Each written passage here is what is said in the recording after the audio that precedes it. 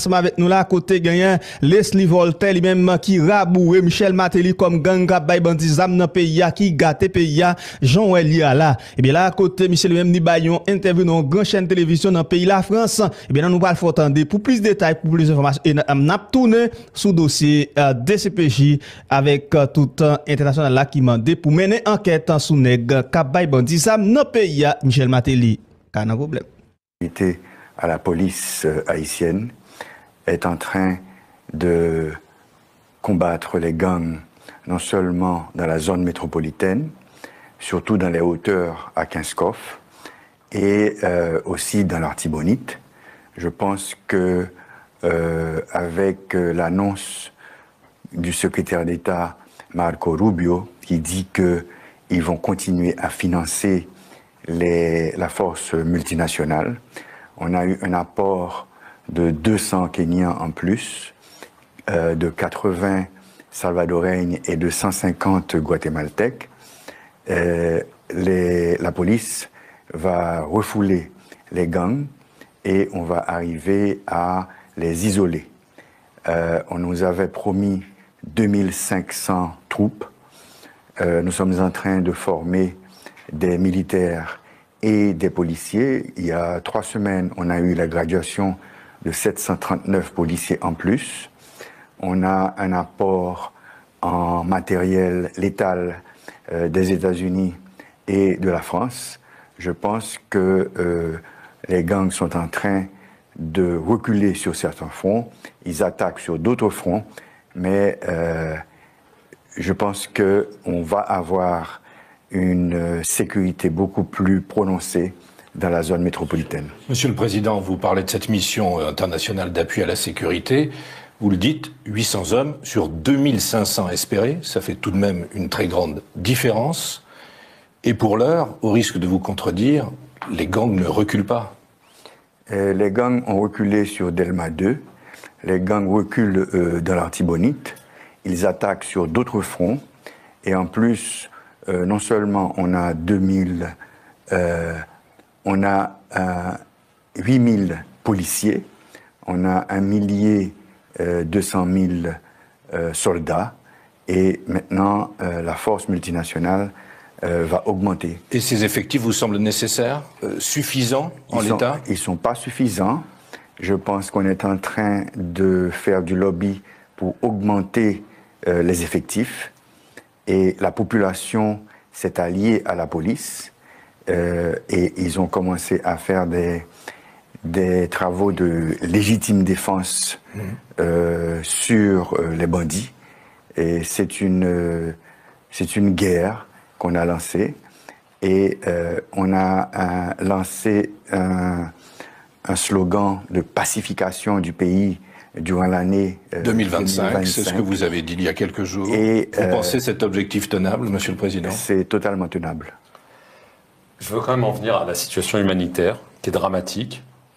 1 million de déplacés en 2024, 3 fois plus que l'année précédente.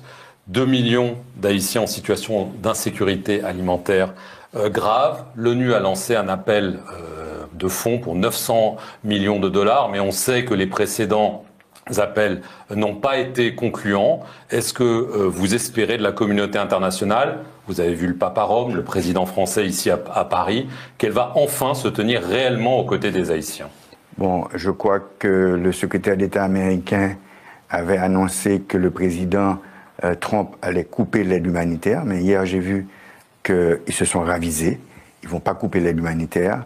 Le programme alimentaire mondial est en train de fournir des aliments et des médicaments à l'Organisation internationale de la migration et l'Organisation nationale de la migration en Haïti. C'est une situation compliquée et difficile, mais je crois qu'on va arriver à un retour au quartier en éliminant les gangs qui contrôlent certains quartiers. Et vous aurez assez d'argent de la communauté internationale, parce que c'est ça le nerf de la guerre? Oui, je pense qu'on aura assez d'argent. Et d'ailleurs, le président Macron vient de m'annoncer qu'il va plaider pour augmenter cette assistance humanitaire. Et pour ce qui concerne l'aide au développement, Vous parliez de Marco Rubio il y a un instant, mais l'aide au développement, Donald Trump a bien annoncé sa suspension pour 90 jours. Est-ce que vous craignez les conséquences concrètes pour Haïti dans les semaines qui viennent, de façon très directe et très concrète? Oui, je crains et j'ai dit que ce serait catastrophique. Et est-ce que vous ressentez déjà ces conséquences? Non, pas encore, puisque ça fait à peu près 3 jours qu'il a annoncé ça. Mais je vois que le secrétaire d'État Marco Rubio, il a contredit presque le président Trump en disant que l'aide alimentaire allait continuer en Haïti. L'aide alimentaire, ce n'est qu'une partie de l'aide au développement. Hein. Oui, je sais ça, mais on est en train aussi de travailler avec le FIDA, que j'ai rencontré à Rome, et avec certaines ONG comme le San Egidio, à Rome aussi.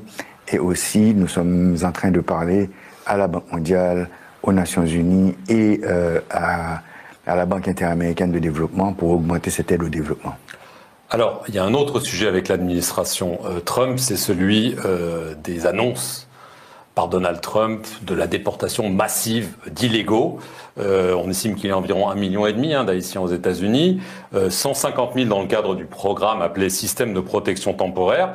Ils risquent d'être renvoyés en masse en Haïti. On a parlé de la situation sécuritaire, de la situation humanitaire. Ça va être un désastre si ça se passe. C'est vrai, et aussi les Dominicains aussi qui rapatrient 10 000 personnes par semaine, et c'est la raison pour laquelle le programme alimentaire mondial et l'OIM sont en train d'aider le gouvernement haïtien à aider à solutionner ce problème, mais c'est difficile. Quand vous allez voir Marco Rubio dans les jours qui viennent, est-ce que vous allez lui demander, après avoir suspendu évidemment ce qu'on a dit à propos de l'aide, est-ce que vous espérez que sur la déportation en Haïti, il fasse un geste, étant donné votre situation critique? Oui, c'est ce qu'on va lui dire, et d'autant plus que comme c'est un sénateur, un ancien sénateur de la Floride, et qu'il y a beaucoup d'Haïtiens aussi qui ont voté pour lui, je vais aussi parler aux Haïtiens pour qu'ils fassent le lobby auprès du sénateur, de l'ancien sénateur Marco Rubio, pour que Haïti soit épargné de ce flux d'Haïtiens qu'ils pensent faire revenir en Haïti. Parlons de la situation et des perspectives politiques en Haïti. Vous avez promis la tenue d'un référendum sur la Constitution, ainsi que des élections générales, à l'horizon d'1 an à peu près. Le secrétaire général de l'ONU, Antonio Guterres, parle d'objectifs compromis. Pensez-vous vraiment pouvoir tenir ce calendrier? Je pense que oui, on peut tenir ce calendrier. On espère que vers la fin avril, vers la mi-mai, on aura un référendum sur la Constitution, et à partir de ce référendum qui dira quelle sorte de conseil électoral on aura dans la nouvelle Constitution, qu'on pourra commencer avec les joutes électorales. On espère que les élections se feront vers la mi-novembre et le deuxième tour vers la mi-janvier, pour que enfin le 7 février, on ait un gouvernement légitime. C'est très rapide quand on fait le constat de la situation sécuritaire aujourd'hui. Mais il faut dire que la situation sécuritaire se trouve surtout en zone métropolitaine et aussi dans un quart de la région de l'Artibonite, qui sont les régions les plus peuplées. On ne peut pas oublier Port-au-Prince. On ne va pas oublier Port-au-Prince. Moi, je pense que on aura des élections dans 8 départements qui sont libres de gangs. On aura des élections dans l'Artibonite qui à un quart est contrôlée par les gangs. On aura des élections dans la moitié de Port-au-Prince. Les gens qui vivent dans les zones contrôlées par les gangs pourront aller s'inscrire dans les zones qui sont libres et voter dans les zones qui sont libres. Mais je dois dire aussi que la dernière élection, le président Jovenel Moïse avait réussi avec 500 000 électeurs. Maintenant, on a à peu près 7 millions d'électeurs. Si les élections se font avec 5 millions d'électeurs, le gouvernement légitime, le président ou la présidente, les sénateurs, les députés ou les maires seront beaucoup plus légitimes que le conseil présidentiel que je préside. Monsieur le Président, d'un mot sur cette question, ça veut dire que tous les Haïtiens ne pourront peut-être pas voter, tous ceux qui le veulent, et qu'on ne pourra pas voter partout. Ça, c'est un état de fait que vous admettez d'ores et déjà? J'admets d'ores et déjà, et j'admets aussi qu'on va essayer de faire voter les Haïtiens qui se trouvent en diaspora pour augmenter le taux de participation. Et j'admets aussi que ce sera beaucoup plus légitime qu'un conseil présidentiel qui est issu d'un accord politique. C'est une légitimité sociale et politique, mais ce n'est pas une légitimité électorale. Alors, vous parlez de la légitimité de ce Conseil. Il y a justement un scandale de corruption qui éclabousse 3 de ses 9 membres, accusés d'avoir voulu extorquer le directeur d'une banque. Je crois comprendre qu'il y a eu des pressions des États-Unis, d'autres pays alliés pour que vous les fassiez partir de ce Conseil de transition. Pourquoi est-ce que vous les gardez avec ce soupçon de corruption aujourd'hui? Vous avez bien dit, c'est une tentative de corruption. Ils sont devant la justice et on n'a pas de provision légale dans cet accord politique pour les expulser du Conseil. Ils sont devant la justice, c'est la justice haïtienne qui doit trancher, pas nous-mêmes. Et donc vous n'allez pas les mettre dehors? On n'a pas de provision légale pour le faire. Pour refermer cet entretien, vous avez rencontré ce mercredi le président français, Emmanuel Macron. Est-ce que vous lui avez parlé de la restitution de la dette d'indépendance? Pour ceux qui nous écoutent en un mot, 1825, la France du roi Charles X avait exigé d'Haïti des indemnités au moment de l'indépendance. Est-ce que vous avez demandé à votre homologue le remboursement? Ce n'est pas moi qui ai demandé, c'est lui qui a commencé à parler de la restitution. Et qui vous l'a proposé? Et de la réparation.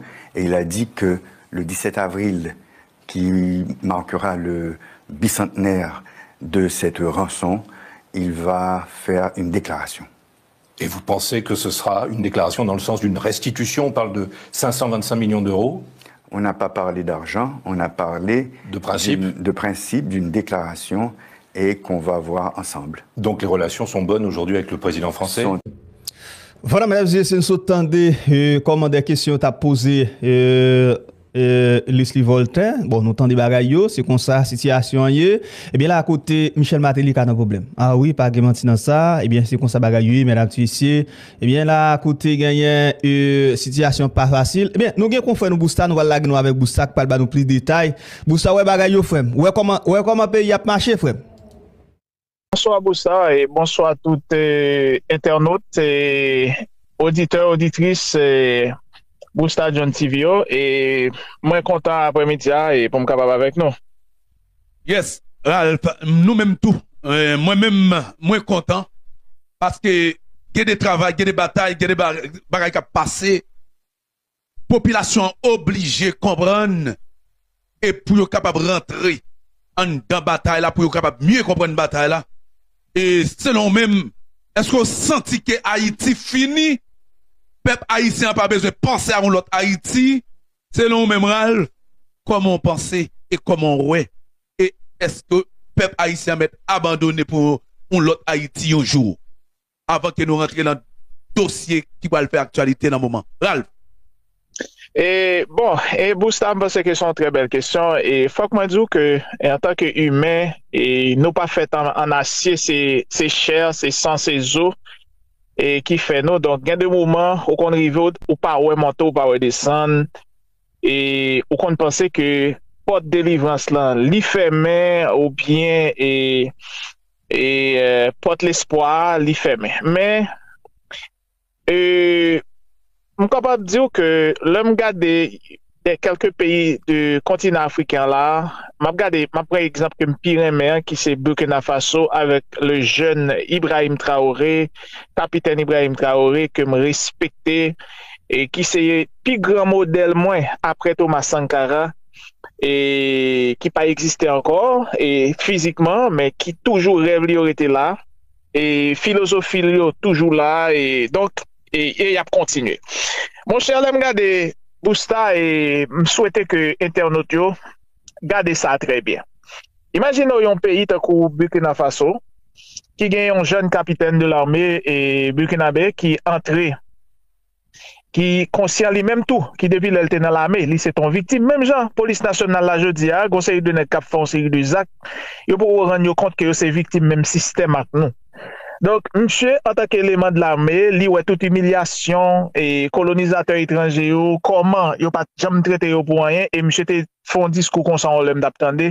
Côté monsieur a dit que l'armée besoin de travail, mais les étrangers qui ont l'audio, l'armée a voulu travail, l'armée a gagné travail pour le faire, pour le secourir la population, mais il pas d'accord. Mon cher, monsieur, ça te font bagarre là, pas longtemps ça, qui est extraordinaire, parmi toutes bagarres extraordinaires, monsieur fait, c'est que monsieur a quitté de tout dette pays Burkina Faso, son bagage extraordinaire, mes très chers amis.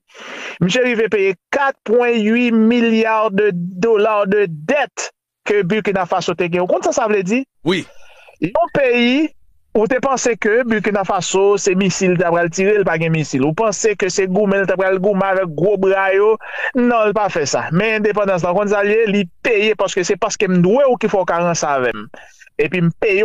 Je paye, je pas doué, et puis mettez corps dehors, je paye.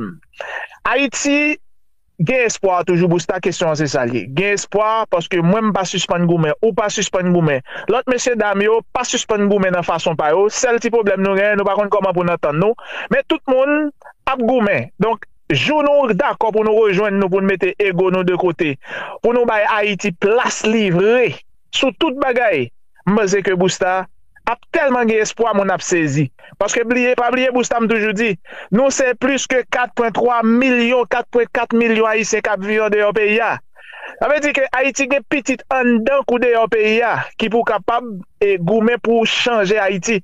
Donc c'est un combat long voyant les ballons fin monter qui ça le fait Bousta il descend il frappe à terre il remet encore le frappe mais bon moment la privé l'obligé retater parce que il touche plancher à net il pas qu'à descendre en bas terre. Donc Haïti arrive dans moment là nous toucher plancher nous pas qu'à fouiller terre pour nous descendre c'est remonter pour nous rester sous terre pour nous faire ça pour nous faire Bousta. Oui, gain espoir si question c'est ça lié. Gain espoir nous moi des femmes découragées parce que chaque fois on dit lumière venir au éternel mais gon lumière qui venir. Exactement. Gon lumière qui venir. Comment qu'on trouver qu'on y a Congo le moment qu'on a parlé là ambassade de France, ambassade des États-Unis, eh bien, yo met dit fait là-dedans, et puis peuple là même li tout, yo pas l'affaire, eh bien, États-Unis, et yo pas l'affaire non plus, eh bien, comme nous capable constater, affaire la France là, comment on trouve ça, et, Ralph? Mon cher, vous me dites très bien. Et c'est modèle exemple ça, on m'a demandé peuple haïtien pour prendre. Le modèle panafricaniste, faut nous commencer copier modèle ça. Et faut que moi dit internaute avant mal dans question ça à droite. Résultat on gain là et Bousta, c'est pour résultat bataille 10, 15, 20 ans de jeunes tant des jeunes femmes, des jeunes garçons, tant tout l'autre qui dans les réseaux sociaux qui réellement c'est des nationalistes qui c'est de vrais panafricanistes. C'est bataille, il n'y a pas trouvé résultat bataille là dans 5 jours, dans 10 jours, dans 1 an, dans 4 ans. Mais yo te gade résultat ça ou t'a simé il était simé dans terre aride gen dans terre gen qui tombé dans terre sec gen qui tombé dans terre rock et dans terre roche et dans ça des terres rocheuses ou bien rocailleuses j'en dis gen qui était tombé dans bonne terre et ça qui est tombé dans bonne terre pas gen plus que t'es tombé dans bonne terre gen moins qui était tombé dans bonne terre mais ça qui tombé dans bonne terre tellement bien poussé kounya vinn suffisamment pour ça que même dans terre sèche yo joindre kounya c'est modèle ça on a besoin copier. Et c'est ça que fait des fois, même là, je me décourager, moi, pour force, je me dis non, mais, gen côté, tant qu'on continent africain, c'est après 15, 20, 25 ans, 30 ans. Parce que Thomas Sankara a mouru depuis, il a assassiné depuis 1987, Bousta. Oui. Thomas Sankara, Blaise Compaoré, assassiné pour le plaisir de la France et des autres pays et occupants de l'Afrique, eh bien, depuis 1987. Mais regardez qui continue là, nous, en 2025, Bousta. Oui. Eh bien, Kounia, lumière Thomas Sankara pas jamais été. Ça veut dire, moi-même, si je tombe dans la bataille là, Kounia, je voulais seulement assurer que gon moun qui kembe. Sous tomber, je voulais assurer que gon moun qui kembe. Parce que plante là, le semé déjà. Yes. Maintenant, si nous regardons, ça qu'a privé dans le pays Congo, là, c'est toujours dire, je ne pas prendre ça. Mais ça me besoin de pas haïtien copier surtout. Oui. Guy Philippe a parlé de une révolution. Oui. Mais nous-mêmes, nous, Chita, nous dit, vive révolution, mais qui ça ne fait de concret? Guy Philippe pas qu'à faire pour col. Non. Guy Philippe pas de missile, il pas de avion de guerre, il pas de char de guerre. Ou pas qu'arrêter à demander Guy Philippe contre révolution, qui sont fait? Bousta gon micro, li utilise micro là, moi gon micro, m'utilise micro pas maintenant, ou même qui dans pays a. Bon moi te dis mon yo ça, Guy Philippe pas grand goût. On m'a dit Guy Philippe sort fait 6 ans et demi prison là. Guy Philippe pas grand goût. Guy Philippe qui mange, Guy Philippe son grand dans lié. Papa qui te bien pour lui. Guy Philippe te qui te derrière. Guy Philippe gen moyen pour le vivre lui-même. OK? Donc Guy Philippe pas faire pour vous. Barbecue pas faire pour vous. Vivre ensemble pas faire pour vous, pour lui, pas faire pour moi.